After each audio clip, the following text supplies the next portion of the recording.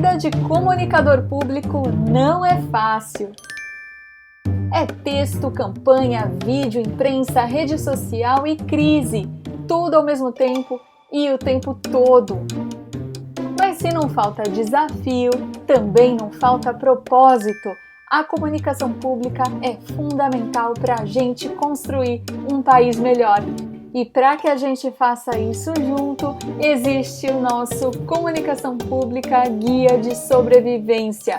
O podcast que quem acompanha há algum tempo aqui sabe que o nosso objetivo principal aqui é colaborar para que exista cada vez mais uma comunicação no setor público que atue pela conscientização, pela evolução do nosso Brasil e dos brasileiros.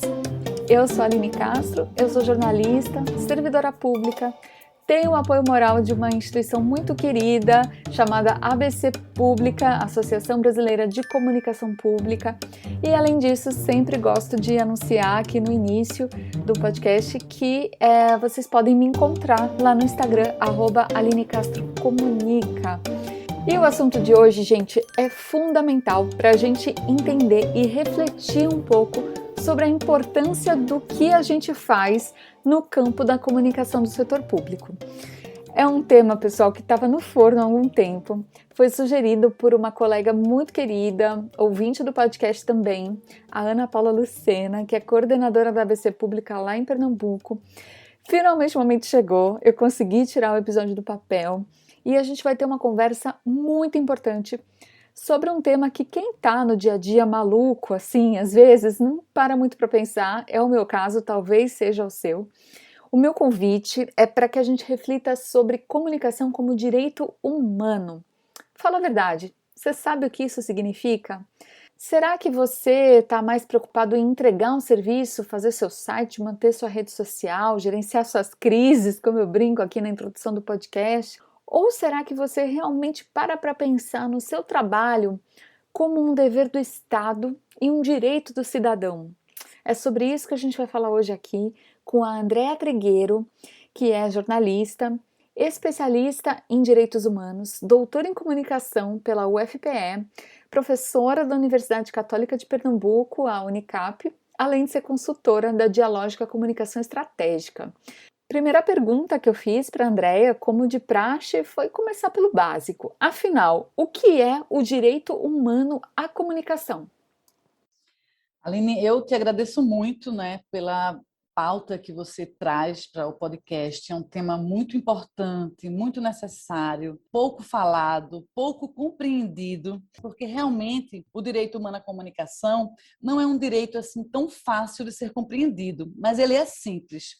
A gente é mais acostumado a falar sobre direitos mais palpáveis, digamos, né? Direito à saúde, direito à educação, direito à moradia. E quando a gente fala do direito à comunicação, muita gente também, né, realmente tem uma certa surpresa. E esse direito existe? Onde é que ele é garantido? Como é que eu posso acessá-lo? Como ele se manifesta no meu dia a dia, na minha vida rotineira, na minha vida prática? Então, o direito humano à comunicação, ele não é um termo tão comum, né? E ele também é um conceito que vem sendo construído principalmente a partir da década de 70.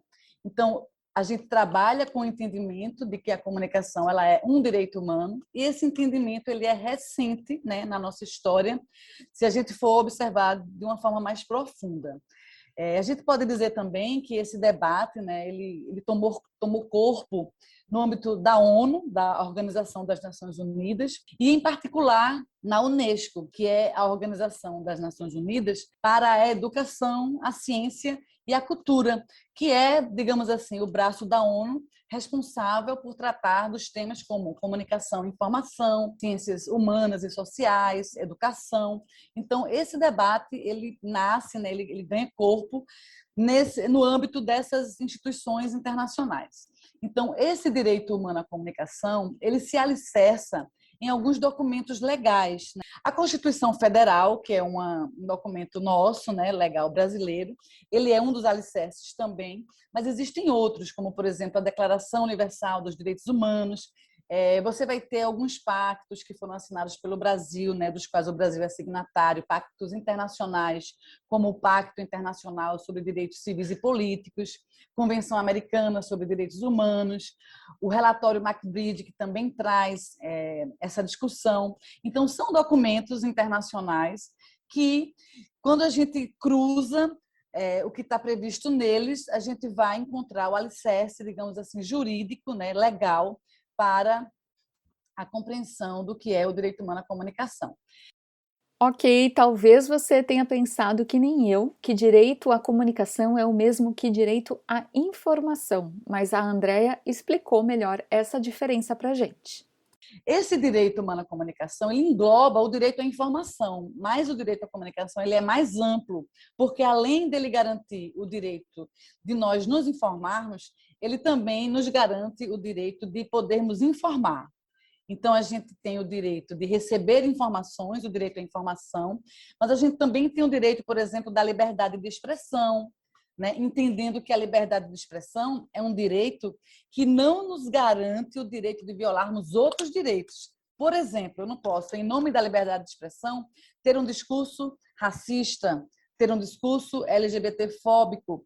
Então, a liberdade de expressão ela está contida no direito à comunicação, assim como está contido também o direito à informação. Então, o direito à comunicação ele é um direito mais amplo e é um direito pelo qual perpassam todos os demais direitos. Então, na arena do direito à comunicação, existe o debate sobre o direito à saúde, porque a gente pauta esses temas, né? O direito à moradia, transporte, renda, cultura, lazer, e os direitos da infância, os direitos das mulheres, os direitos da população negra, e por aí vai.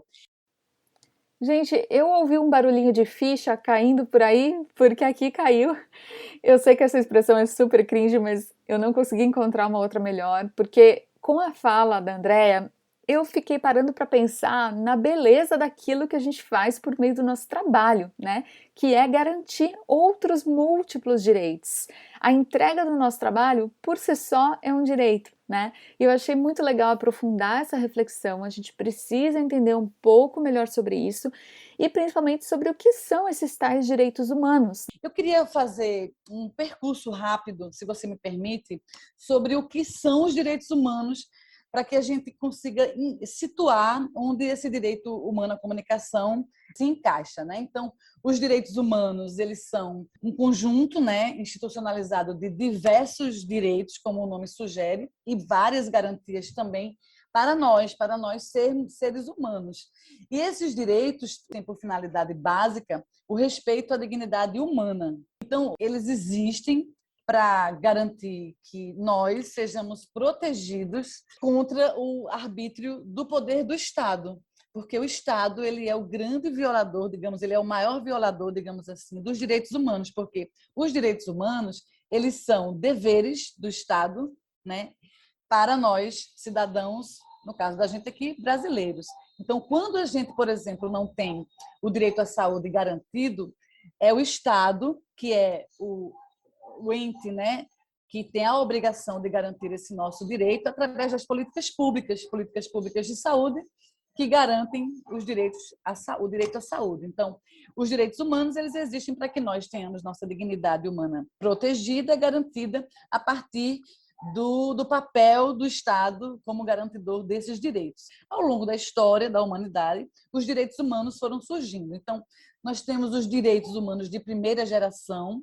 Eles são aqueles direitos relacionados ao conceito de liberdade. Lembra lá da Revolução Francesa? Liberdade, igualdade e fraternidade. Então, os primeiros direitos, os direitos de primeira geração, eles são relacionados ao conceito de liberdade e eles implicam na proteção da autonomia, né, do indivíduo contra as intervenções do Estado.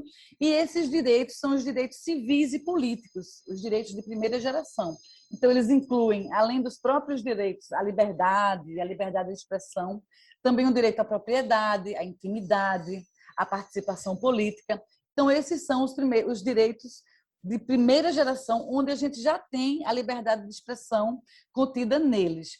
Tem também os direitos de segunda geração, né? A sociedade foi evoluindo, outros debates foram surgindo, outras demandas também, e aí você tem os direitos de segunda geração, que são direitos que exigem uma atuação mais ativa do Estado, né? São direitos bem conhecidos nossos, porque são os direitos econômicos, sociais e culturais. Dentre eles, a gente pode destacar justamente esses direitos fundamentais: a saúde, a educação, a habitação.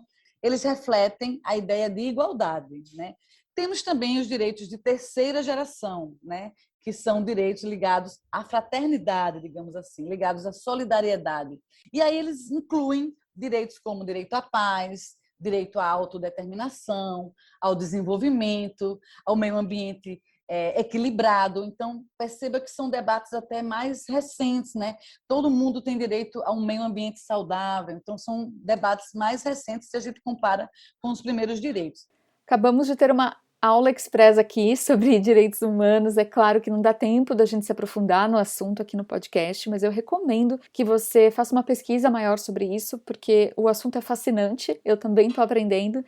Mas por hora eu queria principalmente que vocês ouvissem a continuação da fala da Andrea, explicando justamente onde o direito à comunicação se encaixa nessa evolução. Fazendo aí o recorte do direito humano à comunicação, a gente pode afirmar, então, que o direito humano à comunicação ele está presente desde os direitos de primeira geração, né, que garantiam lá a liberdade de expressão, mas também aos direitos da terceira geração, por envolver também o caráter da comunidade, né? De você ter audiência, de você ter os interesses, por exemplo, quando a gente viola o direito à comunicação, invisibilizando alguns grupos sociais, por exemplo, a gente está falando de um tema, né? de um aspecto coletivo. Suponhamos mulheres negras em posição de poder, apresentando telejornais, digamos assim, né? A gente tem poucas. A gente tem mais mulheres repórteres de rua. Então, a gente, de certo modo, a gente invisibiliza essas mulheres. As novelas que retratam a favela de uma forma mais romantizada. Às vezes a gente escuta, né? Olha, a vida na favela não é tão fácil como a novela mostra. Então, a gente está impedindo que a população tenha acesso a informações sem barreiras, como a Constituição garante, né? Quando eu só mostro um lado, romantizando às vezes um lado que não é tão bom, eu estou violando esse direito à comunicação, porque eu não estou permitindo que as pessoas tenham acesso às diversas faces de um mesmo assunto. Então, é por isso que a gente às vezes vê os grandes conglomerados de comunicação, por exemplo, com a mesma versão sobre um fato, né? A gente não vê, às vezes, a diversidade da sociedade nos meios de comunicação. Isso tudo envolve o direito à comunicação, se a gente, né, quer trazer para o lado mais prático, né, da vida cotidiana. É um conceito um pouco caro para a gente. Por quê? Porque os meios de comunicação não falam sobre ele. O cidadão comum, o ouvinte, o leitor, o telespectador, muitas vezes não sabe que esse direito existe e muito menos não consegue reivindicá-lo. Bom, na mídia comercial, a gente sabe que o desafio é gigante, mas e na comunicação pública? Eu e a Andrea conversamos bastante sobre isso e eu acho importante aqui vocês ouvirem um pouco da definição raiz, digamos assim, do que é comunicação pública, que a Andrea trouxe para a gente. A gente entende a comunicação pública como uma comunicação que tem um compromisso de promover a viabilização da comunicação de interesse público, né, que envolve a sociedade, que abre espaço para a atuação da sociedade como um sujeito, como um ator, né? Então, aqui no Recife, de onde eu falo, a gente tem, por exemplo, a Rádio Freicaneca, que é uma rádio pública da Prefeitura do Recife. Ela não é da Prefeitura, a Prefeitura mantém, ela é da sociedade. A gente tem também a TV Pernambuco, que é a TV que o governo do estado mantém, que é uma TV pública também. Essas emissoras, elas não são emissoras estatais, elas são emissoras públicas, ou seja, elas são mantidas pela gestão, pelo governo, né, estadual, municipal, federal, mas elas são de toda a sociedade.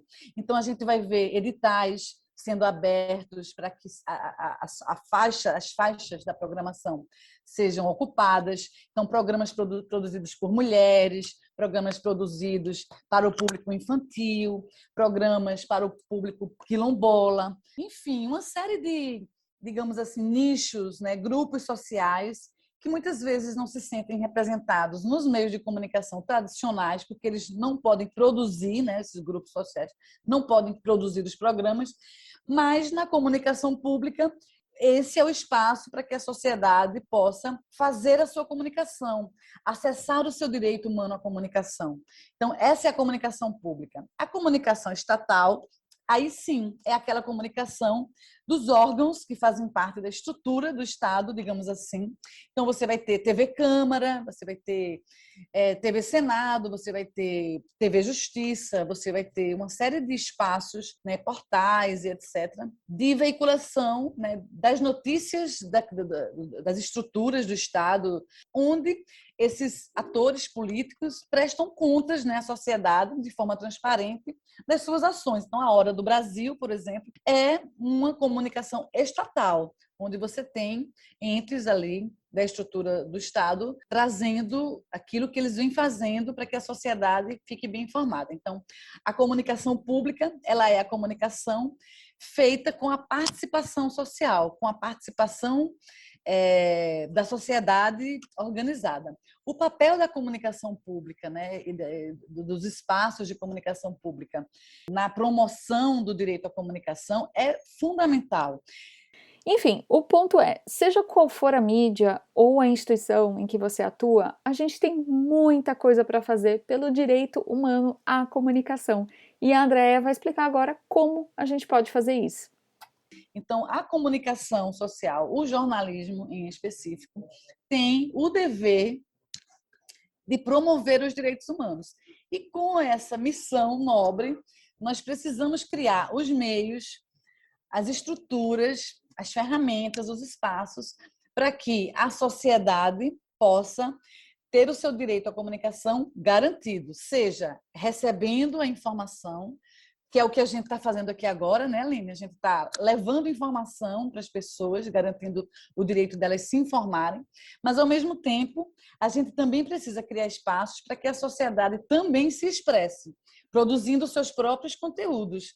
Porque, muitas vezes, a sociedade se expressa nas matérias jornalísticas, nos programas jornalísticos, mas como fonte de informação. Então, fulano de tal, que é, sei lá, médico, vai falar sobre tal coisa.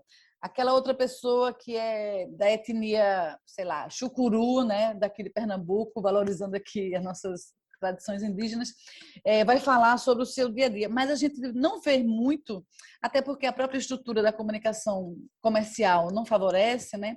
A gente não vê esses grupos produzindo o seu próprio conteúdo, fazendo suas próprias produções. Na comunicação pública, por dever, a gente deve, né, precisa encontrar, sim, essa participação também. Então, uma forma da comunicação pública garantir e promover o direito humano à comunicação é justamente pautando esse tema e, ao mesmo tempo, trazendo a possibilidade de que o cidadão comum possa produzir o seu próprio conteúdo para garantir que ele vai receber, mas também vai emitir, vai transmitir. Isso pode ser feito de várias formas. Às vezes, a gente vê nas emissoras comerciais que tem um perfil mais comunitário, repórter por um dia, né? Fulano foi lá na sua comunidade, mostrou os buracos, ele mesmo, né, às vezes faz com o celular, hoje a gente tem, né, muito mais facilidade de fazer essas produções, mas na comunicação pública isso ainda existe pouco. Uma forma de a gente garantir esse direito à comunicação é criar esses espaços, às vezes de escrita, às vezes de fala, mas tirar o cidadão comum do papel de fonte de matérias para que ele seja o produtor. E aí a gente, como jornalista, né, a gente pode ser o mediador dessa construção, ajudando, contribuindo, preparando, às vezes, aquela pessoa para uma comunicação mais eficaz, mais eficiente. Nesse papel de informar e, ao mesmo tempo, se aproximar das pessoas, pessoal, é importante que a gente também sempre pense em meios de maximizar o nosso alcance, né? E a Andréa falou sobre uma possível parceria que a gente pode fazer, que é muito necessária e bem-vinda, por sinal, com rádios comunitárias. Enquanto comunicação pública, a gente pode criar circunstâncias, criar espaços, mas também formar comunicadores para esses espaços públicos, onde eles podem também produzir conteúdos relevantes, socialmente importantes e de interesse público. As audiências elas se distribuíram muito. E, nesse contexto, a rádio comunitária hoje é um espaço muito importante para quem quer justamente chegar junto de públicos que nem sempre os meios de comunicação tradicionais conseguem dar conta nas suas pautas. Então, aqui no Recife, a gente tem uma experiência que muitos órgãos públicos. Um prefeito chamado João Paulo foi que inaugurou isso há algumas décadas.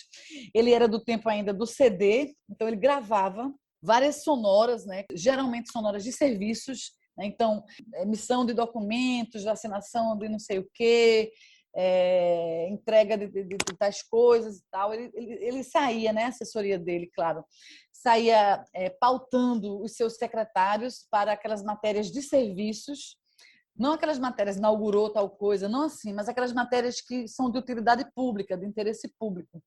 E ele mandava essas sonoras e as pessoas das rádios comunitárias exibiam, porque também existe uma carência, uma demanda de produtores de conteúdo nas rádios comunitárias, que muitas vezes funcionam com poucas pessoas, sem muitos recursos financeiros, sem muitos recursos materiais. E aí você consegue, em parcerias com essas rádios comunitárias, produzir conteúdos que são relevantes, não são conteúdos políticos, digamos assim, daquele partido, daquele prefeito, mas são conteúdos de temas que são importantes para as pessoas e, ao mesmo tempo, se aproximar delas. Né? Você consegue fazer com que o cidadão entenda, eita, a prefeitura não é tão inacessível assim. O juizado não é tão inacessível assim. O telefone é tal, o perfil do Instagram é aquele. É uma forma muito fácil, até eu diria, né? Uma forma simples da gente, enquanto comunicadores, conseguirmos estender, digamos assim, o que a gente faz para além das paredes do órgão que a gente representa, que a gente, né, onde a gente está encaixado. Então, as rádios comunitárias são um celeiro assim, maravilhoso, um caminho muito oportuno para quem se interessa por garantir o direito humano à comunicação, né? Lembrando que é um direito pelo qual perpassam todos os demais, e chegar junto de quem muitas vezes não tem acesso. Uma pergunta que eu fiz para a nossa entrevistada. Se o direito à comunicação perpassa por a gente promover meios de participação social mais efetivos, será que ter conselhos de comunicação dentro das nossas instituições, sendo que desses conselhos fariam parte pessoas comuns, cidadãos, será que isso pode ser um caminho? Inclusive, um dos princípios da comunicação pública é ter ouvidoria, né? Justamente para poder ter um canal aberto, né, exclusivo, para que as pessoas possam se manifestar. Ter conselhos é fantástico, né? Você tem um conselho editorial, por exemplo, com representantes dos grupos sociais, né?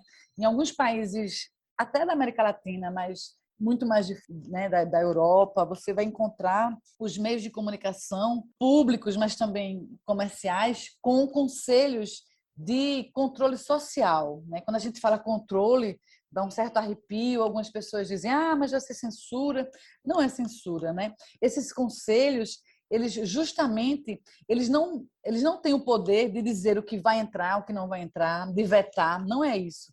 Mas eles têm um papel muito importante de justamente garantir essa representatividade. Esses conselhos, eles acabam ajudando muito a qualificar a produção dos conteúdos, porque se eu tenho uma pessoa negra, por exemplo, no meu conselho editorial, eu vou poder ouvir as dores, as lutas, os desafios da população negra que eu, Andréa, não vivo na minha pele, as rotinas do preconceito. Então, ter alguém negro numa equipe, num conselho editorial, numa redação, me ajuda muito a entender as dores daquelas pessoas, né? É muito importante que a gente também converse sobre espaços de participação social, espaços de controle social, né? Não censura, mas opinião, sugestão. Gente, como eu costumo fazer, eu pedi dicas práticas para nossa convidada de hoje, para que quem nos ouve possa encerrar o episódio aqui, acabar de ouvir e sair no seu microcosmo fazendo, partindo para a ação, contribuindo para essa garantia do direito tão fundamental à comunicação, como a gente falou aqui hoje. Então, vamos ouvir as dicas que ela deixou para a gente. Agora, eu diria, antes de tudo, procure se informar sobre os princípios da comunicação pública. Isso vai te dar uma pista maravilhosa sobre o que vai te nortear, né? Quais são os valores que vão nortear a tua atuação. Acho que ler e entender sobre isso é o primeiro ponto. Depois disso, conversar com outras pessoas. Ah, Aline, o que tu acha? Ah, eu acho aquilo, eu acho isso. E aí você vai, né, crescendo um pouco aí a compreensão de mundo, não só sobre o seu papel nisso, como também o coletivo, né, nesse debate, nessa discussão. Depois disso, é procurar cases. Quem já está fazendo isso? Quem é que está tomando alguma iniciativa nesse sentido?